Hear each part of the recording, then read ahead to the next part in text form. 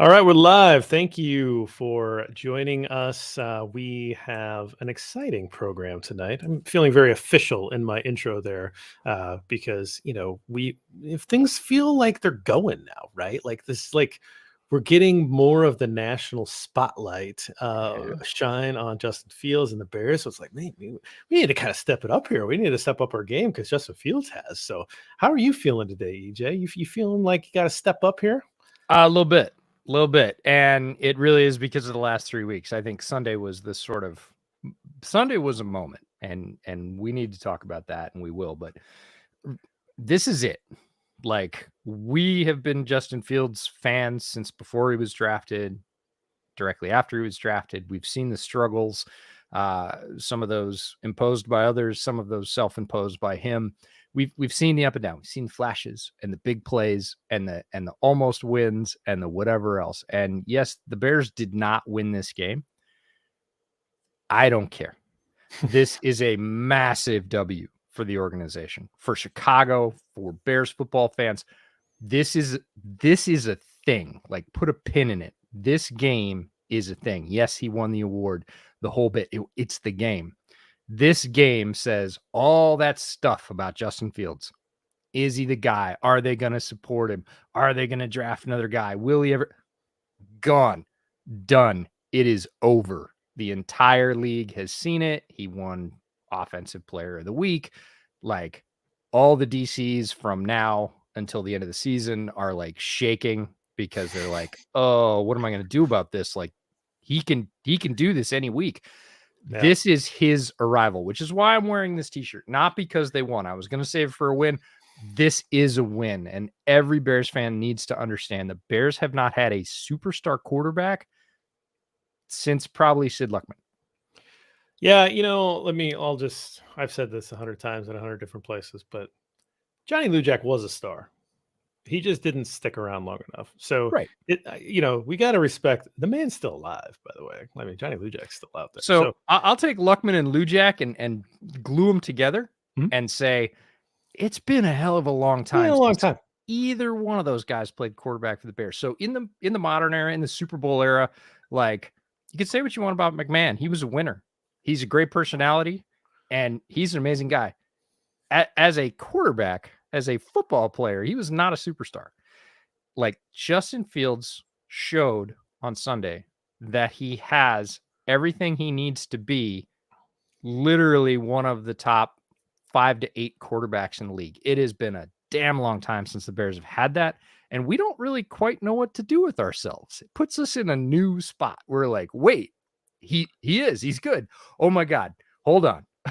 That's like what do I do with my hands? Yeah, I don't even know. I don't know. What do I do with my hands? Yeah, it's that kind of moment. Yeah, it's exciting. It's fun, and I watched the game with my friend who's a Dolphins fan, and I get it. Who knows Dolphins fans? But I happen to know one. Dan Marino fan growing up. So sure. We got together, made an excuse to get together for the game, and there was a point where he's like, "Man, this guy's really good," and I was like, "Yeah, I know." That's the opposing coach, right? I think you probably saw what McDaniel said in the press conference, right? Justin comes by him and he's like, "Stop it." And somebody said, "Coach McDaniel, why did you say stop it?" And he said, "I want him to stop running," and he wouldn't listen. He didn't take the coaching. He didn't take the coaching. That was great. It was a great line, but it is the frustration of, damn it, could you knock it off? Like, we can't do anything against that. And it's a humorous moment, but it's a realization that powered that game. And if anything, we'll talk about it as we get into the A22. Like, as I watched it back, I'm again obviously overjoyed about the overall performance. I got really angry about the play calling in the late fourth because it really tightened up, and we'll talk about that. But like, make no mistakes, this was Justin Fields powering the offense. It's not like the guy we're going to talk about suddenly changed everything and the Bears offense became good. Right. Last 3 weeks since the mini bye, this is Justin powering the offense. Like, he is the dynamo. Right. Yeah. They figured out what they had. I mean, good for them, right? I mean, we were talking about it in the first month of the season, but why aren't you doing this? Why can't we see a little bit more of that? And as we've talked about with Lester, these guys are learning on the job too, right? Mhm. Luke Getsy, first time that he's in this position, first time he's running this offense. He's trying to figure out how all the pieces work together. He's working with some spare parts in different areas, right? So, everybody has to be a little creative and figure out what works. And right now they have something that works. Will that work the rest of the year? That's not how football works, right? You have to kind of keep changing and evolving. But the way that he has crafted the run game, I think it's pretty sustainable because he's got a counters off of everything. This is like my dream scenario when I kept talking in the last few years, the last regime about like, why aren't you marrying the run game with the pass game? Oh. Everything's married here. I mean, it really is a system, and that's really cool to see. So, yeah. Anything before we kick off the podcast? Just huge credit to Luke Getsy. Like, and it's funny that Chicago's ascension is happening at the same time that Green Bay starts to burn, and the linchpin between those two. I mean, I love melted cheese. So Getsy leaves Packers land. He comes to the Bears. They struggle getting things meshed. They get their mini bye, which was the break 3 weeks ago after their Thursday game. 10 days worth of time to go, okay, let's scrap all the crap that doesn't work. Let's focus on all the things that should work. What do you want to do more? What are we not doing enough? And Getsy, you can talk about Eberflus. That's Getsy driving that. He is the OC. That's his job. And it wouldn't have happened without him. And it has happened like so distinctly. I mean, averaging over 30 points a game for the last 3 weeks. Right. That's good defenses. That is a thing. Like that happened when Bill Lazor took over play calling for Nagy for a 3-game stretch. They also hit that stretch, but the formerly downtrodden Lions were one of those games. Like it was not a real thing. This is a real thing. And Luke Getsy just deserves a ton of professional praise for what he's been able to accomplish. Look at the meltdown that's happening in Indianapolis, right? So Matt Eberflus leaves Indianapolis, Luke Getsy leaves Green Bay. Hey, maybe there's something there. Maybe. I don't know. All right, good times. Let's get into a podcast. Let's see what you got here on our guide this week. So, welcome to Bears Over Beers. I'm Jeff Berckes, a writer for Windy City Gridiron, and I'm joined, as always, by EJ Snyder. EJ, Bears lost, but spirits are high. How are you feeling today? I'm riding high. I'm happy to have seen this happen. I'm not going to be greedy and say I wish they won the game. I do wish they won the game, but that's not going to take any shine off the way I feel. This is what the Bears and Bears fans and the city of Chicago really has been waiting for a hell of a long time, and it's here. And I'm not going to be sad about that in any measure. I'm gonna be thrilled and happy about that, because if you can't do that as a football fan when times get good, boy, life is pretty grim. Yeah, we were talking before we hit the podcast start here, and we were saying, is this Bex from Sid Luckman or is this Johnny Lujack? Doesn't matter. It's a really long time ago. None of us were around to see either of those guys play football. Maybe somebody that was around, but it certainly isn't either one of us. It's been a very long time since the Bears have had a quarterback that has generated this much excitement. We have been talking about that for a very long time on this pod, because we were talking about it before the draft, of how excited he was. And then we had a very special roundtable when Justin Fields was taken, where we really reflected like, hey, this guy is a talented guy that we have not seen since Johnny Lujack, the Heisman Trophy winner and national champion from Notre Dame, was drafted in the 40s. Like that goes all the way back to there, where we had a quarterback with that level of potential join the Chicago Bears. So he seems to have turned a corner, or this is an inflection point. There's going to be some downs. We know that's just a quarterback. That's quarterback life. But there does feel like there was an inflection point that had been reached with that mini bye, and things are definitely looking up. Very exciting. I brought on a new bottle. Not new to me. It's a fresh bottle. Let me put it that way. What do you have tonight? Oh, I have an old standby because I did not run to the beer store. I would have gotten something slightly more celebratory had I, but I do love this beer. This is Ridgetop Red Ale from Silver City Brewing out in Paulsbo, 6% by volume.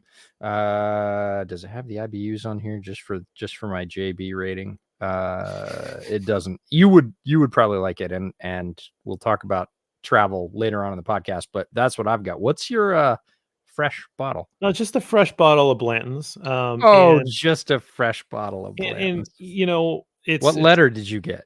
this is a B, Okay. right, for Bears, and it's a fresh bottle because look, they got, if those of you that don't know Blanton's, they put a little horse stopper at the top, and they put their there's 7 of them, different letters to spell out Blanton's and all that stuff. Um, it's a horse rider on the top because we're off to the races, man. Like Justin Fields proved that he is ready to go. He set the single game record for quarterback rushing yards. That's really cool. There's over 16,000 football games that regular season football games that have been played. So if you extrapolate that out, there are over 33,000 quarterback starts in this league. He's number one in one specific stat. Number one. I think that's pretty cool. Number one for number one. It's really cool. Do you have Hulu, by the way? We did. And then we got rid of it. We could get it again. Why? There's a great documentary on Hulu called Neat, and it is about the history of bourbon. And it's really well done. I watched it this week. I loved it. It was really, really, really good. The only problem with it was they have the only female master distiller, I think ever, in the state of Kentucky, and she is starting her own distillery. And they showed a lot of the startup process. It was filmed over a couple of years, but that her first batch, I believe it's called Lock and Key Bourbon, her first batch won't be ready for like another 4 years. So I'm kind of bummed. Oh no, I've seen Lock and Key out there. Is that what it's called? You? Lock and Key? I think it's called Lock and Key. Anyways, I don't know exactly when it was filmed. Maybe it was filmed long enough ago that it's out now, but I was like, oh, I'm so excited about that. I kind of want to try it. Now I have to wait because for those of you that are not familiar with bourbon, it has to age in barrels. It must be aged a minimum of time to be called bourbon. And you can't just like rush out and go get it. That's part of the deal. You got to wait 6 or 7 years. All right. There's one called Castle and Key. That might have been what I was thinking about. Lock and Key. Maybe it's Castle and Key. Anyways, maybe from Willett. So okay. Yeah. Well, that's something I will add on to the Hulu. But we are here to talk about football tonight, and we are specifically talking about one Mr. Chase Claypool. So you dove into the film, limited film, admittedly, but you dove into the film this week because newest edition, they had a priority to try to get him involved in the offense early. So why did you want to talk about Chase Claypool tonight? Let's start there. Because everybody knows that the Chicago offense, I won't just say Justin Fields, the Chicago offense in general needs more weapons. And this call goes back to the changeover to Ryan Poles and Matt Eberflus and where people wanted the Bears to go in the draft. Wide receiver was by far and away the number one ping I got from Bears fans of like, who are we drafting? Got to be a wide receiver. Got to be a wide receiver in the first 2 picks. If we don't pick a wide receiver by 32, I'm going to blah, blah, blah. Wide receiver was the thing. Everybody knew with Allen Robinson moving on that there was a vacancy there and that the offense was going to need that position. They didn't draft a wide receiver until Velus Jones. They signed a few in free agency. Unfortunately, haven't seen most of them on the field. Byron Pringle and N'Keal Harry have spent a lot of time injured and not much time on the field. So we really don't know. I actually think Byron Pringle would be pretty decent, and I'm looking forward to his return. But we haven't seen that. So there's just been this huge hunger that's not been satiated at the trade deadline after really 2 games after this mini bye when we see Justin Fields make progress. I really think it clicked in for Ryan Poles, and he's like, I'm willing to invest now. I see the progress. I want to help this guy. And they go out and they get Chase Claypool, who, strangely enough, is a wide receiver that when he was drafted, a lot of Chicago fans clamored for at the time. So this is full circle in many ways. It's his first week with the team. I figured there'd be a lot of interest in how they used him. And like you, I thought, He's going to get like 10, 12 plays. They're going to have a little package. They're going to try and run some stuff for him, but he's been with the team less than a week. There's no way. He ends up in 35% of the offensive snaps. Like, that's not a little. For context, Khalil Herbert's averaging 37% of the offensive snaps for the year. So as many times as you've seen Khalil Herbert, that's as much as they use Chase Claypool literally in his first game. Pretty impressive stuff. So it was worth a look. Is it everything? No. Does it give us a pretty good idea of some of the things that he can bring? Yeah, it's like a peek. It's like a snapshot. And I knew there'd be a lot of hunger for that. So that's why I picked Claypool this week. Well, let's go back to the draft. So you mentioned it in the top there in the spiel, and at the time, I remember talking about Chase Claypool versus Cole Kmet. There was a little bit of like, well, if you're going to go with a Notre Dame pass catcher, I kind of wish it would have been Chase Claypool and not Cole Kmet, right? I mean, I Mm-hmm. think we have that on tape somewhere if someone wants to Yep. dive into the archives.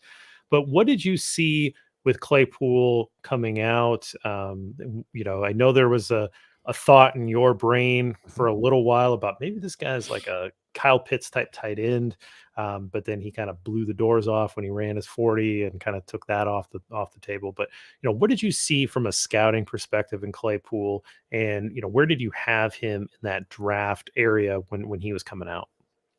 Yeah, Claypool's really interesting for me because the first time I got to physically go see players up close was the 2020 Senior Bowl.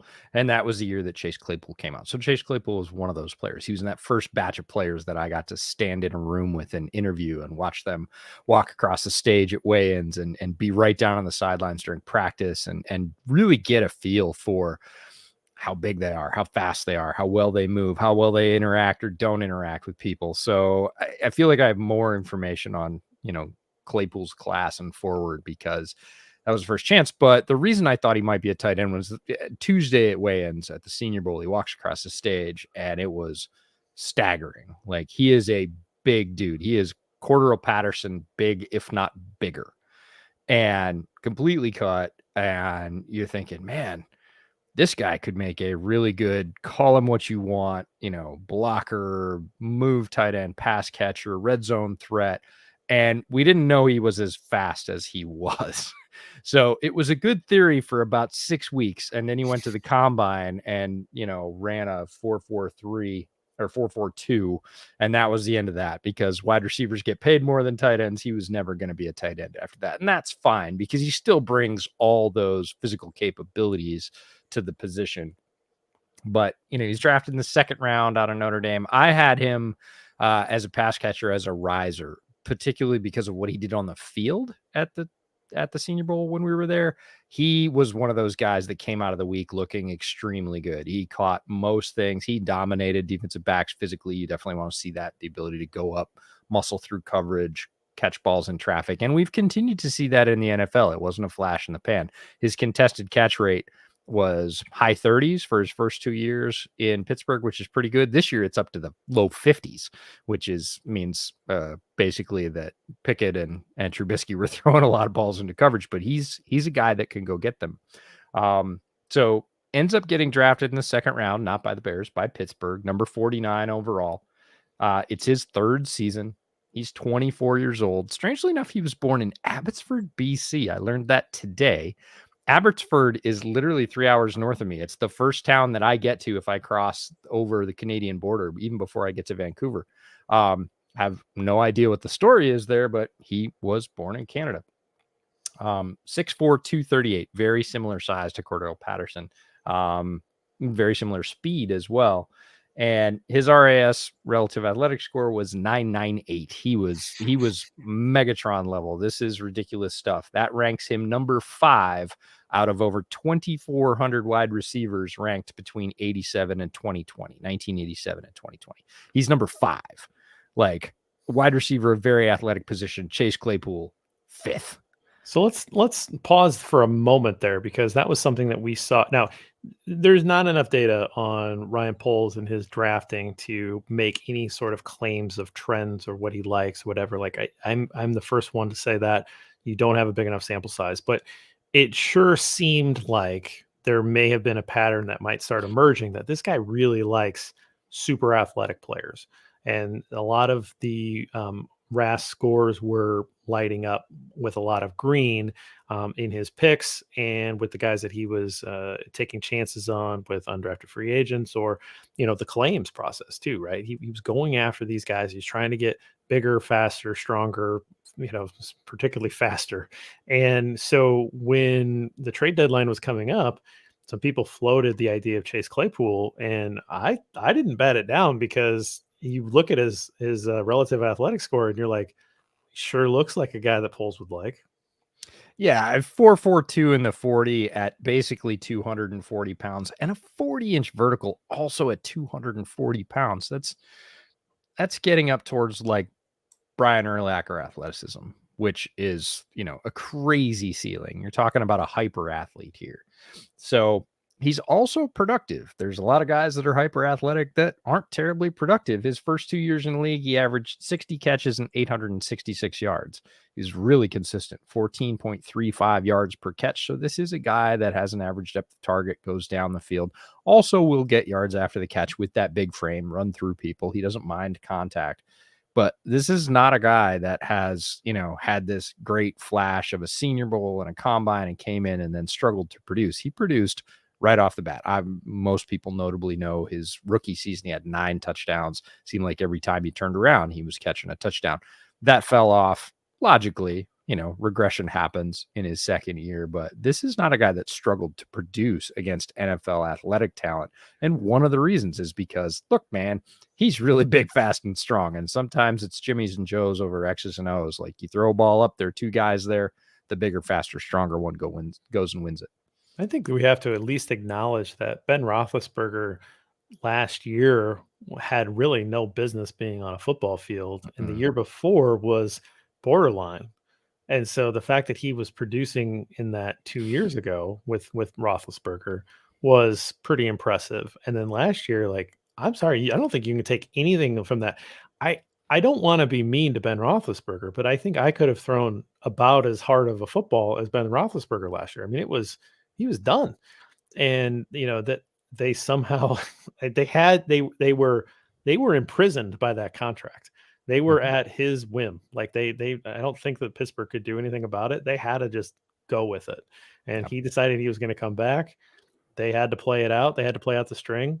And I just don't think you can hold anything against Chase Claypool or Deontay Johnson or any of those wide receivers for not being able to put up big numbers with Ben Roethlisberger last year because it was one of the worst arms that I've ever seen.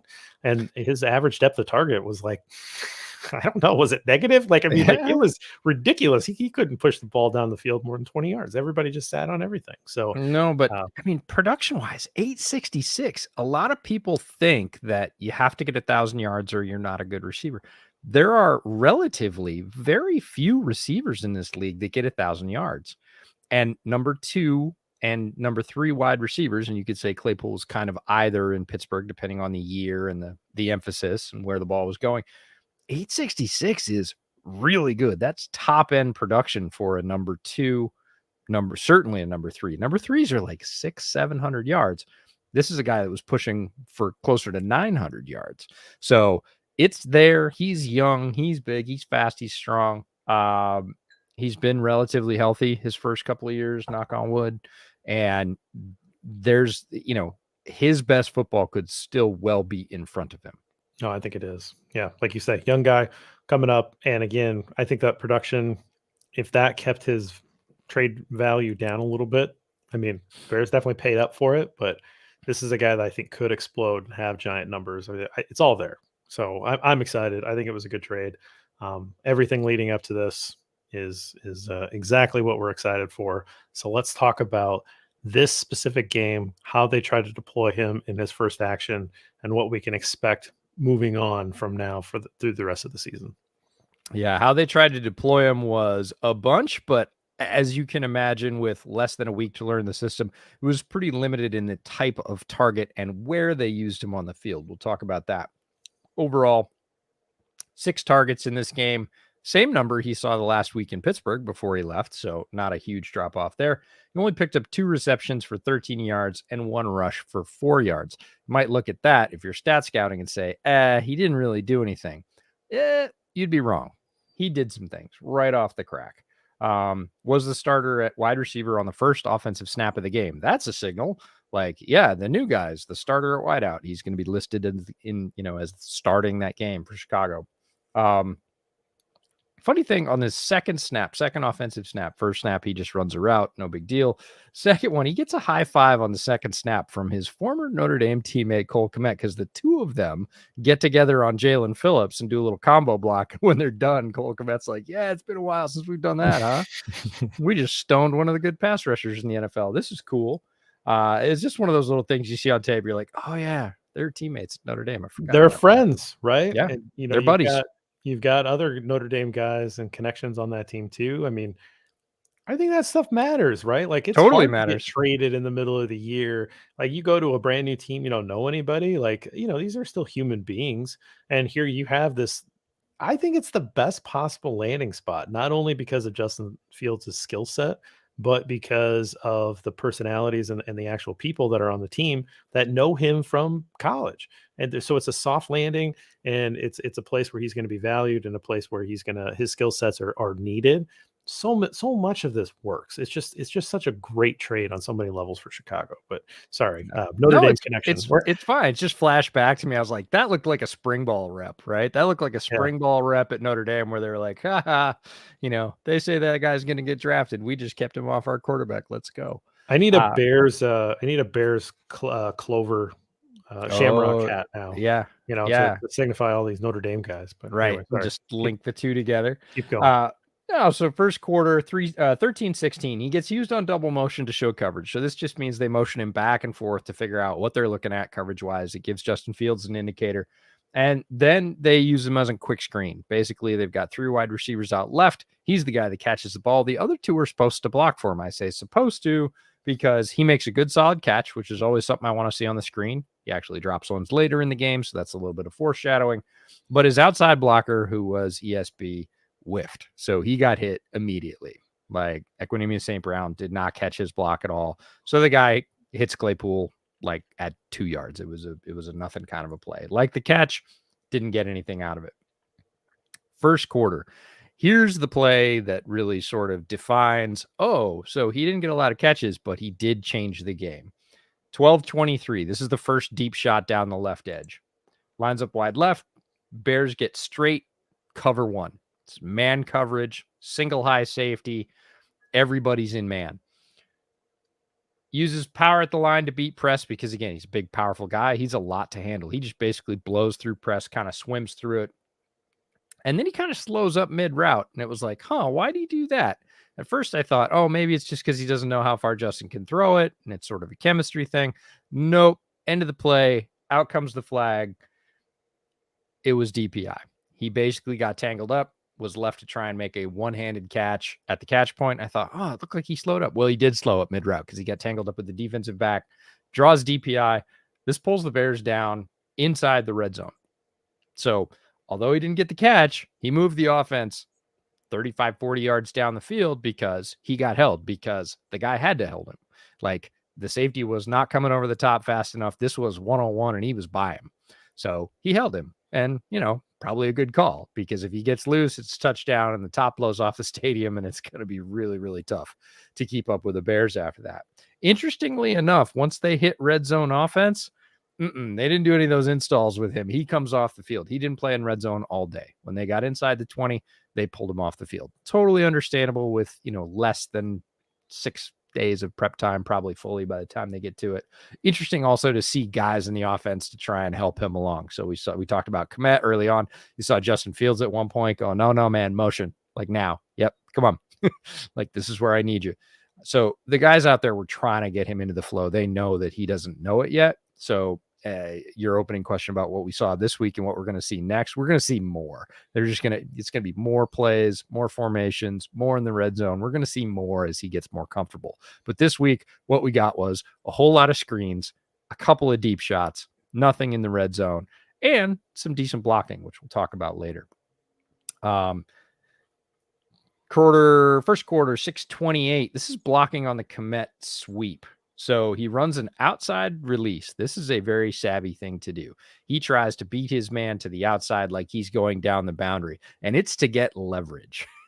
He gets outside that guy, and as soon as he gets outside that guy and the guy turns, he grabs a hold of him and starts blocking him back to the inside because Kmet was coming on a sweep and was right in behind him. So was a really savvy move. Didn't end up getting Kmet a whole lot of extra yards, but he basically moved the defensive back to where he could get a good purchase on him, then just put his frame on him and tried to push him to the inside. So love that he's got that awareness. That comes from Notre Dame. They ran a lot at Notre Dame while he was there. He is a well-schooled blocker. He understands angles and power. He knows he has it too, which was one of the reasons I liked him as a sort of hybrid for tight end, because this is a guy that when he gets his hands on you, he can move you just about as well as Kmet can. Sometimes I think even better, but we'll get into that later on.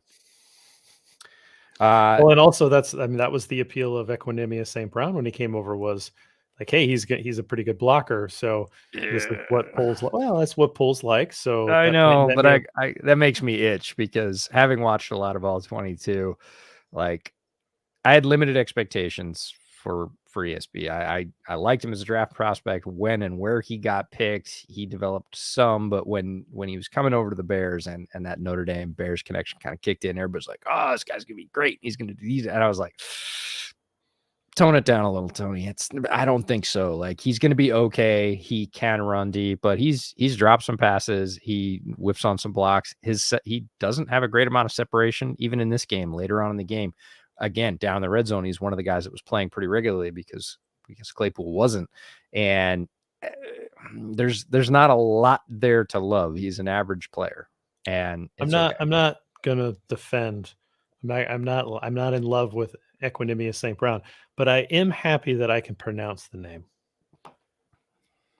Right. I mean, there have been some struggles on this podcast channel with different hosts trying to pronounce that name throughout the year, but I think I have it down. So nice. I'm just trying to bring it out as much as possible while I love it. And you know, his brother plays in Detroit, and his other brother supposedly is the most athletic in the family, which is kind of Amon-Ra is very good. We'll get a chance to look at him up close this week. But yeah, sorry, get back into it. No, it's fine. So the next play is another wide receiver screen try. He dropped it. This is something Bears fans need to get used to. Chase Claypool does not have amazing hands.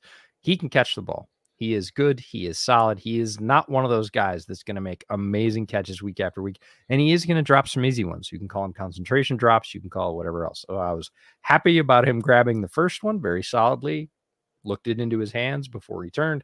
This one is kind of a tough throw from Justin, but it hit him in the hands and he dropped it. And you have to take the good with the bad. Matt Harmon, who is a great analyst, works for Yahoo, does a ton of fantasy stuff, also does reception perception, which is work specifically on wide receivers, has a very interesting theory about drops that mostly they're just noise. In this particular case, you're going to have to get used to the static. There are going to be some where you go, oh, he had the blocking. Yeah, he did. He's going to drop some of those. It's just the case. Do you think that he can borrow Mooney's jugs machine? I think he will probably hang out on the jugs machine with Mooney, but he also hung out with Deontay Johnson, and the Steelers are really good at developing wide receivers. And this just crops up sometimes. Like, it just does. You just have to live with the fact that occasionally he's going to win a 50-50 ball 50 yards down the field, and on the next play, he might drop a screen.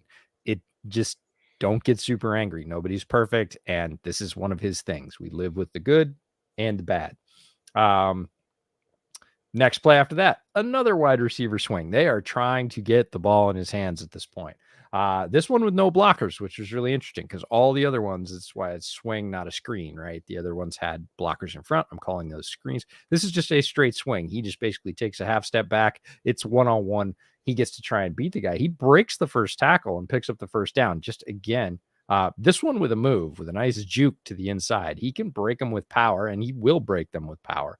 This one, he basically just juked the guy out of his shoes. Second tackler pushes him out of bounds right at the marker. He gets the first down.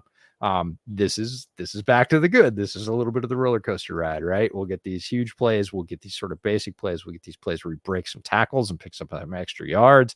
And then, occasionally, he'll drop an easy one. It's okay.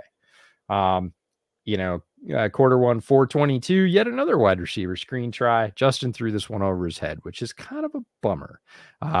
Just didn't really set his feet. And, if you're throwing it over a guy's head who's got a 40-inch vertical and 33-inch arms and his 6'4", you threw it pretty high.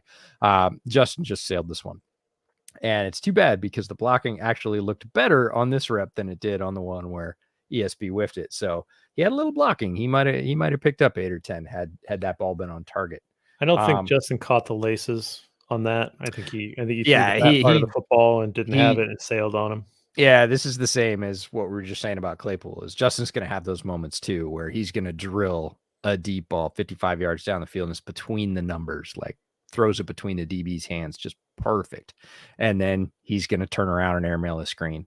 Like nobody's perfect. This one was, again, it wasn't a huge loss. It wasn't like, oh, he was so open that was a touchdown. It was like, I would have picked up 6 or 8 right there. Okay. Didn't throw an interception, so I'm okay with it. Quarter 2, we skipped to the second quarter, 8:33. Not a play where he's featured, but he has a great inside release on this play. Guys this big shouldn't be this quick. Like that's just, if you're a defensive back and you're staring at this mountain, you're thinking, I got this guy. I got faster feet than this guy. And the answer is you don't. This is the old stab and go, outside foot stab, and then right back inside and basically across him and by him. Again, wasn't really looked at. I don't even know if it was a real route or a decoy route, but he let the DB know, like, you ain't got me, pal. Like, I take you when I want you. And he just did. And it was very clean. Great release. Tries the same release later in the game, doesn't run it with quite as much gusto, and the guy stays on his hip. But this one, if he had been featured, he was cleanly by him. He was NFL open. So little things on plays where he wasn't featured that you might not have seen. On run plays, he is looking for somebody to hit. I love this. He is hunting safeties. Like I said, he set up that defensive back with outside leverage and then blocked him back on the inside. On plays where he's just sort of curling across and Justin takes off, he goes into scan mode. He's a big dude and he's looking for somebody to hit. Not all wide receivers are like that. Claypool is a guy that is looking for a target. You, as an offensive lineman, you call it looking for work. He's a wide receiver that looks for work down the field. And boy, there's going to be some safety later this year, mark my words, who's not paying attention, who's tracking the ball carrier, and Claypool is going to absolutely earhole him and erase him because Claypool's a big dude and he's really fast. Yet again, another thing that Bears fans are going to love about this guy. Hey, EJ, let's take a quick break real quick. Let somebody else pay the bills, and we'll come right back and finish up the second half of Chase Claypool's debut with the Chicago Bears.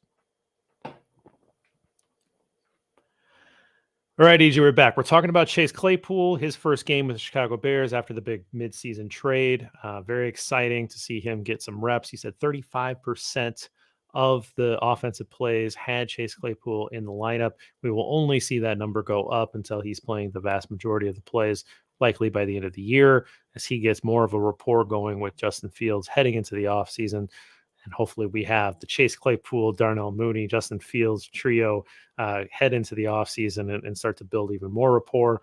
We left off at the first half. What about the second half? What did you see in the second half from Chase Claypool? It's interesting because the Dolphins play a lot of press. They play a lot of man. They're one of the teams that has the personnel to do that, and they like it. They are confident in their corners. They got Javon Holland back there who can cover a ton of ground. They're confident playing one high structures. We hear about two high safety shells, all that stuff, quarter, half. They do play some of that, but they play man straight up. Normally when they play man, they play press, meaning the DB is within a yard or two of the wide receiver.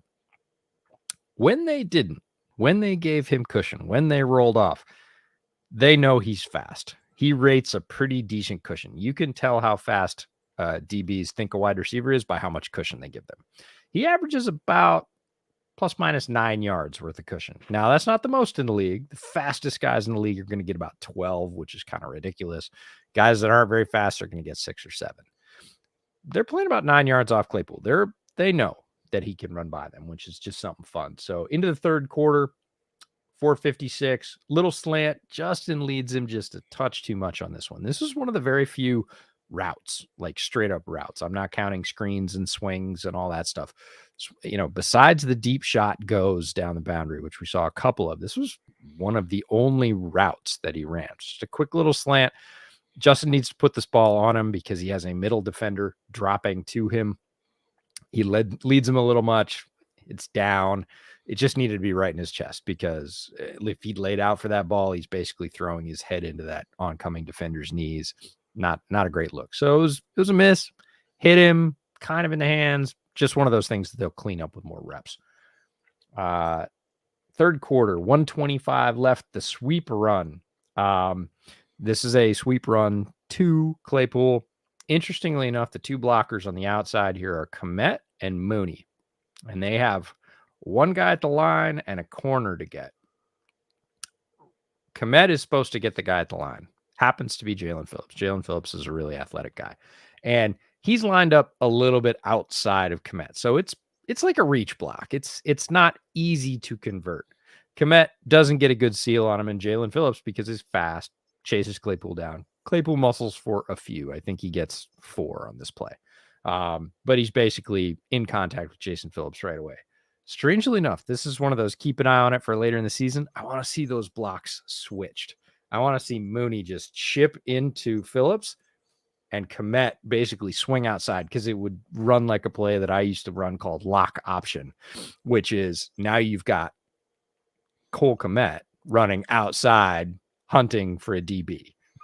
And if he can get a shot on him, Claypool runs right by him. So it'll be interesting to see if Getsy looks at that tape and goes, hey, it's way easier for Kmet to, pin around Mooney. And it's way easier for Mooney to just kind of get in Jalen Phillips' way, because he's quick and he's got better leverage. He's lined up outside. So we'll see if they switch that up. But, they were just, this is, again, an easy one to install. Let's get the ball in your hands. We're just basically going to pitch it to you as you go by Justin. See what you can get. He gets 4. Better block, maybe he gets more. Into the fourth quarter. Sticks with a downfield block. This is 11:48 left in the fourth quarter. Sticks with a downfield block and almost springs Fields for another TD. This is the one where he throws it eventually to Kmet in the right corner of the end zone. Play before that, the play that gained him all the yards to get him down into the red zone. Claypool's lined up at the right wide receiver spot. He drives a pretty deep route and then starts blocking and just basically starts pushing this guy backwards in the chest. Stays with his block right to the goal line. Justin ends up stepping out at about the 4, which is where he throws the touchdown to Kmet from. This is, again, a guy that's interested and invested and capable of downfield block. Now, if Justin sneaks that one inside the pylon, forget offensive player of the week. His stat line would have been redonkulous if that becomes another Justin Fields rushing touchdown instead of a passing touchdown to Kmet. I'm happy Kmet got the touchdown. I'm happy the Bears got the touchdown. I don't really care how they get it, but he was 4 yards away from slipping outside that Claypool block and getting it. Was actually another defender coming from the middle of the field that pushed him out of bounds. This is a great thing to see. Wide receivers that are committed to downfield blocking, power, run game. And the Bears run game is already kicking serious tail. Adding a big, strong wide receiver who is committed to blocking 15 and 20 yards down the field, that's going to spring guys like Khalil Herbert for, instead of 35 or 50-yard runs, 70-yard TD runs. Whenever you see a very successful rushing team, they've got wide receivers who block. And Mooney blocks his butt off for his size. Imagine that and just, turn the size button up to 11. This is going to be a lot of fun. So we're going to see some dividends. We almost saw it here. We're going to see those very quickly. Last play, second to last play I'm going to talk about. Fourth quarter, $1:29 to go. This is the shot play that should have drawn DPI. This is the big one that the NFL just came out and apologized and said they got wrong, at least behind closed doors. Talk about that in a second. It's very similar to the first quarter shot that they ran, right? Basically, that did draw DPI. The only difference is Miami got a little wiser. Von Holland, he shaded this a little bit. He didn't really shade it too much with position. He shaded it with his hips. He was open to Claypool's side before the snap. He was like, if he goes, I got to get over there quicker. And he does get there. Throw is on time. Justin made a good throw. Interestingly enough, the all 22 angle, not from the sideline, but from the end zone angle, is from behind the defender here. So you get an even better look at the Miami defender, the DB, sort of grabbing and locking onto those hips and pulling him backwards before the ball hits his hands. I think this was a pretty straightforward call. We certainly saw less called in this game. We see less called every week. It would have tilted the game. This would have set Chicago up at the 23, well within Cairo Santos field goal range. We would have had a tie, most likely. We would have had overtime. This would have been a very different ball game had that call been made. I'm not saying that figured into the official's thing, but he was right there. The official was on top of this. He was 3 yards away, and he looked right at it and went, "No, I'm not gonna." Like, I'm not gonna call it. And, I understand that. Certainly more egregious things happen in officiating every week. This was a clear, like, he got tugged. You got to call it. You either got to call it or you don't, but you can't not let him play like that for the rest of the game and then get to the end and go, well, this might change the game. I'm going to hold my, I'm going to swallow my whistle. So, Alex Shapiro from NBC Sports Chicago tweeted out earlier today, according to a team source, league officials said they missed 2 big penalties. I think we all know this is obviously one of them. I tweeted out at the time, this feels like one of those that the league's going to issue a Monday retraction about. Yeah, the other one was the Eddie Jackson Totally call. agree. It was a defensive pass interference on Eddie Jackson where he's looking back the entire time, playing exactly how they want you to play defense, and an underthrown ball and Jalen Waddle coming back into Eddie Jackson, and somehow Eddie Jackson draws a flag. But this, where the Miami defender is, I don't know, hugging Chase Claypool, spooning him, asking him out on a date. I don't know what's happening here. A lot. It's not, it's not legal pass defense. No. And that somehow doesn't draw a flag. So that's tough. That's tough for a Bears team that's an underdog. That's playing against a good AFC team that has playoff aspirations. They can't overcome all of that kind of stuff, and with the talent level that they have. But guess what's coming? With this ascension that we saw from Justin Fields, specifically on Sunday, they pushed a very good Dolphins team. I'm not taking anything away from the Dolphins. The Dolphins are a very good team playing very well together right now. They survived Justin Fields going completely supernova. Right. Like they just survived it. They didn't like whoop them. Like their head coach knew it. Their defense knew it. Like they were super frustrated. They were lucky to get this win. They did earn it. I don't want to take anything away from the Dolphins. This is a Dolphins win and they earned it. They survived and they're a very good team. When you start doing that and you put a couple more W's on the board, it is human nature in the NFL. You will get those calls. We have seen it with the neighbors up north for years and years. It is expected. Hey, man, drag the receiver down. I'm Justin Fields. He's going to be able to say this in a couple of years. I'm Justin Fields. You got to call that. Like, you can't not call that for me. And it's been the complete opposite. And Bears fans are very used to it. Like, Justin Fields has got his head taken off for the first year and a half that he played in the NFL. It was disgusting. Like, he took a headshot every single week without flags. And it was mind-boggling in a league that says they're committed to safety and headshots are not tolerated. They basically have their own targeting rule now. Week after week, Justin Fields would slide, take a headshot. It was like you could just set your watch by it. To go from that to what is going to happen if he continues to play this way, if the Bears continue to play this way, if they continue to put up points, push good teams, start stacking wins they shouldn't have, those things add up. The league wants this. The league wants the Bears to be good. Chicago is the 3rd largest metro area in the country. The league is better when the Bears are good. Even when the Bears are terrible, they still make primetime. It's the reason. It's because of the viewership. It's because of the support. Like, Chicago is the sleeping monster. And if that monster wakes up, Chicago's going to get those calls. Period. So, last play I'll talk about is the ESB drop right at the end. Claypool broke open across the middle on the opposite side. I'm not faulting Justin because Justin was rolling to his right, which was ESB's side. Hit says ESB in the hands. He drops it. That's a bummer. If you look at the all 22, Claypool makes a very nice inside break at about 15 yards, slightly deeper than ESB. He was wide open. I don't expect Justin to be able to look back across the field to his left while rolling right and hit that. Can he physically hit it? Sure. Is it reasonable to expect a quarterback to hit that play in that situation? Not really, but it's cool that Claypool ran himself open on single coverage and would have been a better option. Yeah, he wouldn't have scored, but again, would have gotten them really close. Would have been an interesting look. So just a kind of another thing that's away from the action. You probably didn't see it. Just more signs of what's to come. Yeah, again, it was a fine throw. It was a perfect throw, and just an absolute drop. And boy, those have been adding up overall throughout the year. The bad calls, the drops and all that kind of stuff. And you think like, yes, we've been trying to say all year, the wins and losses don't matter, and this year is about Justin Fields, and so all of that's happening. But then you have that football fan in you where you look back, you're like, well, what was that missed call against Washington in the end zone on 3rd and goal?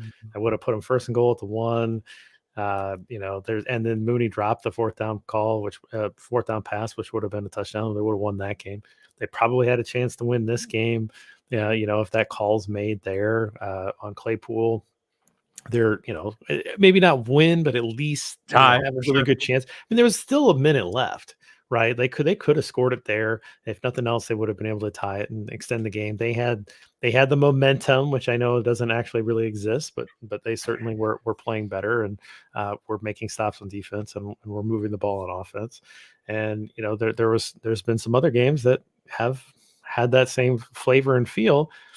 I mean, would you feel differently if this team was 5-4 instead of 3-6? I mean, I know I would, right? I mean, it'd be kind of fun, right? Like, it'd be Yeah. kind of fun to have this ascension with a competitive record.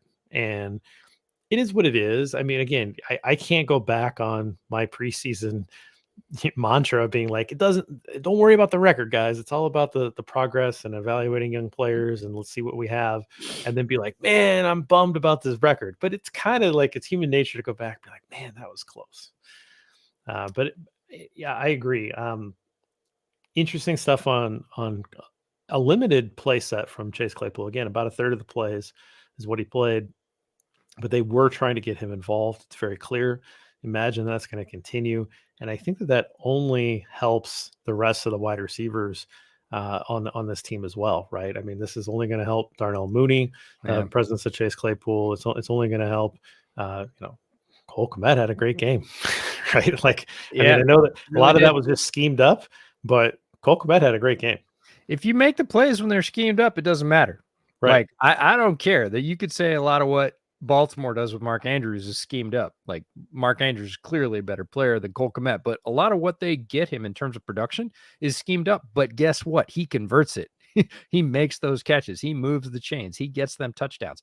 So if Getsy is able to scheme up Cole Kmet and he's able to come away with 2 touchdowns and some decent rushing, again, his blocking's not great. We had a colleague of ours assert that he is the best wide tight end in the league. I don't think that's true. I spent a lot of time thinking about that. Neither here nor there. Kmet had a great game. Kmet, and if Kmet can be, and he doesn't have to be it every week. That's the thing that surrounding Justin Fields' weapons is going to do. It's going to bring them to a more Kansas City-like position, or even right now, a more like a Seahawks position where they have multiple tight ends who can figure into the passing game. They have 2 wide receivers that they can throw to, and now they have a great, well, they've always had very solid running back, but they have a great running back. Now, like, Geno can spread it around. Geno can do what he needs to do. And other offenses are more multiple like that. It's when you start to have the one guy, and we're seeing it a little bit in Green Bay this year, that Devontae Adams was that one guy that would convert all those 3rd downs, and he's not there. And they're struggling because they don't have the guy that will just stand up on any given week. And we're seeing all the production fall across the board for guys like Robert Tonyan and whatever else. So you add more weapons. It's good for people like Cole Kmet. And quite frankly, it's good for Kmet. It's good for Mooney. It's good for Claypool. They need that X. They're still going to get that X. One thing that was very clear as this 4th quarter wound down is Getsy got a little tight in his play calling. He called a lot of screens. He called a lot of middle runs. It got real conservative, and there was no like straight up, all right, we're gonna run routes against man and see if we can win. Because the bottom line is, very few guys on this team can win one-on-one. Like, there was not separation for ESB. There was a little separation for Mooney, but it was tight. Pettis was not getting those big, like, open shots down the field. And again, Dante Pettis, his snaps overall are going to go down. I don't think that's a bad thing, because then you can bring him in as that sort of pinch hitter in the slot as the 4th wide receiver. And somebody's got to keep up with him. And he's tall and fast. So as a changeup, I think is a much better option than he is as a sort of frontline player. So again, just keep surrounding Fields with a little more help on the offensive line, a lot more pass catchers. Like, I just throw resources at those until there's so many that they're fighting for playing time, and you get to trade away some for assets. Like, be at that position, because at that point, when Fields has choices, even if he's looking at a half field read and he can still run on top of that, stopping the Bears is going to be nightmarish. Well, I mean, Tua has two incredible wide receivers to throw to. And I've watched some Dolphins this year, Mhm. but that was an impressive display. And I know the Bears were playing some pretty vanilla defenses and all that, but like, holy moly, like those two guys are fantastic. They've been doing it to everybody this year. And again, if you keep stacking with a guy with this much talent at playing the quarterback position, it's just gonna snowball and it's gonna be great for everybody. So, well, this is awesome. I think it's a really fun breakdown of Claypool. We're going to see a lot more of him. We'll try to get to him one more time, I think, before the end of the year. But we're going to shift to the next game. We're going to start thinking about that, and we're going to start thinking about that because we're going to be watching that game together. I'm so excited about this. For those of you that don't know, JB is headed out to the West Coast this week, and we are going to go post up at Buffalo Wild Wings on Sunday and watch the full slate. My treat. We're hanging out. We're going to be, eating good food, drinking beers, watching the first slate, the second slate. We might retire back to the man cave here to watch the Sunday night game just so we get more comfy seats, but we're going to be hanging out, and then he is staying. So the next Bears Over Beers will be us sitting shoulder to shoulder down here in the man cave, which I'm super psyched about because JB has been to my house once before, but we weren't podcasting at that point. I don't think that was pre Bears Over Beers. Well, I saw you tell the origin story of you and Brett the other day on Twitter, and the origin story for us was that we sat around your dining room table with our wives listening to us talk about football, and we said, "Hey, you know what? This isn't a bad idea. Yeah, Maybe we should maybe do people this. that want to listen to this might tune in, and not the people that are held captive. Our better halves and your dog, but." We're like, yeah, do that. Just fine. Whatever means we have to listen to it less, do that. Find an outlet, find an outlet. So I'm Right. excited. Yeah, well, you said it's your treat, so I don't know if they have lobster wings at, They do not have lobster wings, okay, but you okay. could you could ask. Maybe it's a secret menu item. I Yeah, don't know. maybe it's in the back. So no, we'll have a good time, and then we'll be coming to you from EJ's place for Wednesday. We'll figure out an angle for that show, but very excited about that. So we will be coming to you from the West Coast next week. Anything else going on with you right now? I don't know if anything's bigger than that. That's pretty much my whole week. I've had it on the calendar for months now, and now I Sure. can tell people because you're like, I don't want to spoil travel plans. So I was like, all right, now we can spoil travel plans. I'm super excited about it. Podcast, bootleg football podcast just came out today. It was a little bit late this week, and then as always, tomorrow night, Thursday night. Football live stream on the bootleg channel. Falcons Panthers this week. You just went and saw that I just game. saw that game. You just saw that game. It's a quick turnaround. It's a little odd. There's division leadership implications in this game, which is kind of fascinating. But we're hanging out. Prize Pick sponsors those game for us, so come tail our slip or whatever else. If you sign up, you can get it. You can get a bunch of money to match your initial deposit, which is pretty cool. And those are the biggest things for me. But mostly, I'm just rubbing my hands, waiting for JB to hit the West Coast. This is eventful stuff. Well, I love Pacific Northwest. Obviously, I went to school out there for grad school, so it's always fun when I get to come back. Been back about a half a dozen times since I finished grad school, but always a good time. Any excuse I can get to come back, I take it because it's a really awesome place, and I don't care that it's the time of year where it's cold and maybe raining. It doesn't bother me. It's not the rain right now. We woke It's up to cold, like right? heavy frost this morning. And again, you're in Iowa, so you're gonna be like, oh, I'm crying tears. But I had to scrape this morning to take the kids to parent teacher conferences. Like I had to get out the ice scraper and like spend 5 to 10 minutes like getting the ice off, which is about the worst we get around here. But it's cold. But we should tease the fact that we're going on a field trip on Wednesday too. Yeah. Well, We'll post pictures. Yeah, we'll post pictures. All right. We're going to a secret spot on Wednesday, and it's going to be a ton of fun. So if you don't follow us on Twitter, make sure that you do. All right, sounds good. Well, we'll get out of here on the podcast. Thanks for joining us, everyone. We'll stick around for the YouTube guys for a little bit to answer some questions. And until next time, bear down.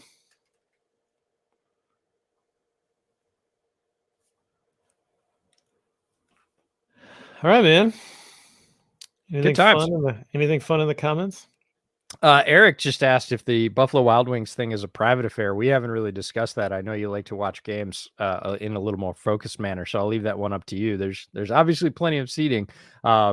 if you're local and you want to come hang out, like, yeah, we can hit us up on Twitter, and we can definitely get you the information where we're going to be and what time we're going to be there. And yeah, come join us, watch the Bears game. We'll be hanging out, drinking some beers, eating some food. So yeah, more the merrier. I don't have a problem with that. No. At football EJ and at Gridironborn on Twitter. So if you hit us up there, yeah, I fly out Saturday, so I'll be excited to watch a full game of football. Yeah, I saw this one from John in the beginning. This is a really good question, and the best answer I have is look at what teams do against Baltimore. Because honestly, the Bears have openly said that since the bye, they borrowed a bunch of plays from Baltimore, among others. They actually said they looked at what Deshaun Watson did while he was in Houston, which is, also useful. But what they're doing is very similar to what Baltimore has been doing with Lamar for 2 to 3 years. And look, the AFC North is really ready for that. So they're going to be looking at teams like the Browns, the Steelers. It's funny because the Dolphins ran a lot of what the Steelers like to run in that division. That just happens to be what they like to run. But, the Steelers have matched up pretty well against Lamar over the years. So I think there's a blueprint. Now, can you execute it? Blueprint's one thing. Can you catch a guy? Can you get a guy that weighs that much down to the ground? There are a couple plays where he got hit on Sunday. This is Justin. Just ran right through it. And he's just freak. Like the acceleration on that 61-yard touchdown run. I put out a tweet about this from when he did the little pump hop to when his feet hit the ground to about the next 4 to 6 yards of field distance. That acceleration during that period was not regular. It was spectacular. He broke about 3 tackling angles of skilled NFL defenders who are used to very fast players. In fact, every day in practice, they go against some of the fastest guys in the league. He still left them angling his wake. They were not expecting him to be able to go that fast, that quickly over that short a distance. That's different. That's rare. That's special. So you can plan and you can look and you can say, this is what we think we're going to do. And we're going to try and get guys here, trying to get guys there who can actually hang on to a big, strong, fast guy like that. It's two different things between planning and execution. So the plan's out there. Can people execute? Not all of them can. We'll see who can manage. Well, you're going to have a plan, and you're going to have the athletes, right? 100%. And then what that does is if Fields is the queen on the chessboard, and you have to counter with your queen on the chessboard to try to counteract that. That's right. Now you can't play that queen to cover the best wide receiver, or to take away a part. It starts to get into some real game theory real quick where, well, now the passing game opens up, right? And that's the whole thing. There was a play against New England where they did a nice job of not nice job. I mean, Justin broke it, but you could tell their scheme, right? They were okay. They're going to focus on, they're going to play some zone, and they're going to attack Fields when he's going to run. And you see their linebackers, they drop back. Fields starts running to the line. They step up. They're on a string, and then they step up. And when they step up, he pops the ball over them. That's what happens, man, because and teams are going to do that until Justin proves that he can consistently beat him with his arm. When that happens, once that happens, then they'll try something different. They will keep trying things until it defeats what the Bears are trying to do and what Justin's trying to do. And if that never happens, then you've got this dynamo, right? But eventually something's going to happen, and then the Bears are going to have to counter. That's the beauty of football, is that this stuff happens so fast. The evolutions don't take years anymore, right? The Luckman stuff, that took a decade for the league to totally catch up to what the Bears were doing. Now it happens in a matter. Some of these little innovations last a year. Some of them last a week, right? And so what's going to happen now that Justin and Getsy have put this on film? Is there going to be someone that's going to figure out, oh, well, I'm going to do, some Vic Fangio type? It's all you're going to do is do this. And then they put it on film, and then the Bears are either stuck or they have to evolve again. And so it's the great chess match. It's tremendous. And, just peeking a little bit into the future, there's there's multiple angles, which is why football is fascinating to follow and to talk about, and why we spend so much time on it. But if the Bears stack a ton of weapons, if they, go all in for offensive weapons in the draft, they get a couple more linemen, they get a couple more wide receivers through the draft from free agency, and specifically for what you were talking about, they get a pass catching tight end. Now, Kmet can catch passes. Is he a pass catching tight end? He is not. Like, if they can get a dynamic, basically big slot, like a Mike Gesicki and Isaiah Likely, there's a lot of players like this that are out there. The Bears need to go get one and pair him with Cole Kmet. It's not either or, because the player that you're usually going to spy Justin Fields with, or that you're going to try to spy Justin Fields with, is your tight end eraser, right? It's your big, fast dime safety. It's, the guy that can run with Justin Fields. He's typically going to be the guy that's taking on that pass catching tight end who's in line, fast enough to run routes, maybe not the tallest, 6'2", 6'3", 235, right? But you put him in conflict. You make him the conflict player, and you basically run the exact play that you were talking about with New England, where you're like, either or, man. You come get me, I'm throwing it to him. You stay on him, I'm running. And he becomes a read. It's like a pass read option, not a run pass option. Right. It is literally like whatever that safety does right there. If he doesn't go out with the tight end, I'm throwing it to him because he's fast. And if he comes in on me, I'm definitely throwing it to him. If he stays back, cool. Everybody else is likely going to be covered, assuming it's not a blitz. And if it is, I beat that in a different way with hot. But I'm going, and they're gonna get gashed the same way because I'm Justin Fields, and I can not only pick up 5 or 6 yards on a scramble, I can pick up 13, 20, 60 if you break it. So it'll be fascinating to see the Bears try and stack weapons to make themselves more like Miami, a team that you referenced. But Tua is not as good a runner as Fields by any stretch, right? He is a very good distributor of the football, and we're seeing that he's playing an extremely high level. If they have that many weapons and you have a Lamar Jackson type at quarterback, the answers become very difficult to come by. And it's a lot like where Buffalo is right now with Josh Allen, who can run all over the place, who can throw it all over the place, who has a ton of weapons. And the only way Buffalo is getting beat right now is when Josh isn't patient. Right. And so it comes back to Justin, right? If he can be patient, if he can make the right reads, if he can stay out of his own head and, again, complete those easy throws, because we all know he can make them, but those are some of the ones he misses, and you have the weapons, then it's a fascinating, like, what do you do? If Justin's in his bag, he has a ton of weapons, and he's Justin Fields, and he can run for 60 when he wants to, you pretty much got it. You got it dicked at that point. You're all set. Like, you're good. I agree. New Era says Mapletron for Claypool as a nickname. Kind of like it. I'm not against it. Like, I'm cool with that. And Chad just popped in, longtime listener, first time caller, kind of baloney, Chad. But happy to have you here. Many time tweeter. Yeah, many time tweeter and longtime supporter of Bears Over Beers. So good to see you, Chad. What's my favorite barrel aged beer? Oh man, that's a really good question. It's one that's not made anymore. There was one called Western Standard that came out like, I don't know, it feels like 5 or 6 years ago, and I could find it around here. And it was a Western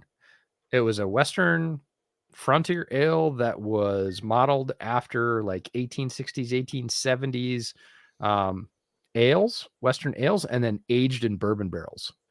And it was great because it had this light character in the beer, but it would pick up this richness from the barrel. I loved it. It disappeared. I don't know what happened to it. I loved that stuff. I bought it religiously. I always had it in the fridge because it was great, and it wasn't super expensive either. So Western Standard was, this is my tier for Western Standard. My answer is boring, but it's KBS, right? Kentucky Breakfast Stout. I think Michigan, that's really what they do well is dark beer, and they've got a lot of really good barrel aged stuff. And I actually bought a variant of KBS that I was going to bring on the pod after the Lions game. And then I realized that I'll be with you. So I'll maybe the next week. I don't know. Well, we do have a couple of beer stores out here, so we could probably go to one of those too. That's true. That's true. Yeah. But I do have a variant that's I'll save what it is. That's all right. I'll bring it on at some point. Rare. Good times. Jack, last one for us before we get out of here. What changes do you see? Nothing. I don't know. I mean, Defense. I mean, they traded away everyone. well, they did. It's going to be tough with the rush because the rush is difficult to generate without guys, and right now they don't have a penetrating 3-tech that's really consistent or worth a lot. They have rotational guys. Their edges are okay. They need to play Al-Qadim Muhammad less. He's wildly ineffective. I understand that he came from the old regime and helped teach players the scheme. That's all really cool. He does not need to be getting reps right now. He's getting beat on a regular basis. So I want to see Travis Gibson and Dominic Robinson, but you need some other guys and they don't have them. So they're, maybe take some chances on some practice squad guys. I don't know if they're going to be super aggressive about that. I want to see Sanborn develop, and I think he can. He played pretty well in action this week. We'll talk about him certainly as we go on in the season. The secondary is playing great right now. Like literally the secondary is playing great. So they can be okay. But right now the problem is pass rush, and that's not something I think that they're going to be able to generate without doing something like you talked about chess pieces, bringing Brisker down and blitzing him from the outside. None of their linebackers are great blitzers. Sanborn's not a great blitzer. He's a great cleanup on blitzes. Like that was his role at Wisconsin. Is Leo Chanel would go wreck stuff, and then Sanborn would clean it up, and he was really good at it. But the Bears don't have that guy to go wreck right now, typically. So it's going to be pass rush is going to be tough, and it was frustrating in this game. It's going to continue to be frustrating. Just kind of hang your hat on that one and know that it's a personnel thing. And if the Bears go 3-tech very early in the next draft or edge, say they have a terrible win-loss record for the rest of the year, Will Anderson falls a couple spots because of quarterbacks or whatever, and they go get him. Like, don't be surprised if they go pass rush because they need it. They need lots of things, but like pass rush is one of those things. Yep, absolutely. Yeah, I mean, I'm joking, but what can you do? I mean, this is what you have at this point, and it's like you say, you hope the secondary continues to play well, and individuals there, the young guys continue to ascend and all that. But for the most part, it is what it is. When you trade away Khalil Mack, and I know Robert Quinn wasn't having a great year, but still a professional defensive end there, and Roquan Smith. It's a pretty big percentage of your top players on the defensive side. This is expected, right? When that sort of thing happens. But all right, fun show, EJ. I appreciate it. We'll get out of here. Thanks everybody for joining us, and we'll see you from Seattle next week. Yeah, see you soon.